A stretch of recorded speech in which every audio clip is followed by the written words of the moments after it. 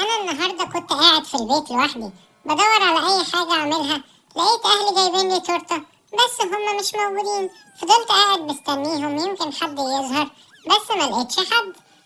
قررت ان انا اخرج بره. لقيت ست طيبه جدا بس هي غلبانه شويه. قلت لها تعالي ممكن تحتفلي معايا بعيد ميلادي.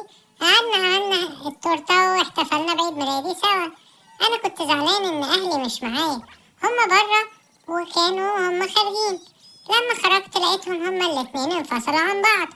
بس الست الطيبة دي كانت معايا. انا هاخدي فلوس بس سيبيني وامشي. هي زعلت، هي ما كانتش عايزة فلوس، هي كانت عايزة تبقى مع ناس. انا قلت لهم ازاي الموضوع ده يحصل. وفجأة لقيت اهلي هما الاتنين محدش فيهم عايز ياخدني، وبيتخانقوا ان هما الاتنين مش عايزيني. الست الطيبة دي قالت لي خلاص انا هاخدك معايا، وهي خدتني بيتها وعلمتني ازاي العب على البيانو. انا ما كنتش اعرف يعني ايه بيانو، بس فضلت اتعلم وهي فادتني كتير. انا كنت غلبان معاها. انا دلوقتي ما اهلي ما بقوش يصرفوا عليا، فروحنا حاولنا ناكل حاجة في اي حتة، بس مع كل اسف صاحب المحل طردنا وقال لنا محدش يجي هنا من غير فلوس. لقيت في حفلة مهمة واللي هيكسب هياخد فلوس كتيرة، وانا بعرف اعمل بيانو، فقررت ان انا اشترك في الحفلة دي. اللي بيقدم بالحفلة قال معانا معجزة جديدة، وفضلت ألعب على البيانو كتير والناس كلها كانت مبسوطة مني. وفي الآخر الحفلة دي خلصت وأنا اللي كسبت الجايزة. أهلي كانوا مش مصدقين إن في فلوس كتيرة هتيجي من الحفلة دي، فقرروا قالوا لي إحنا عايزين الفلوس دي، عايزين نبقى معاك.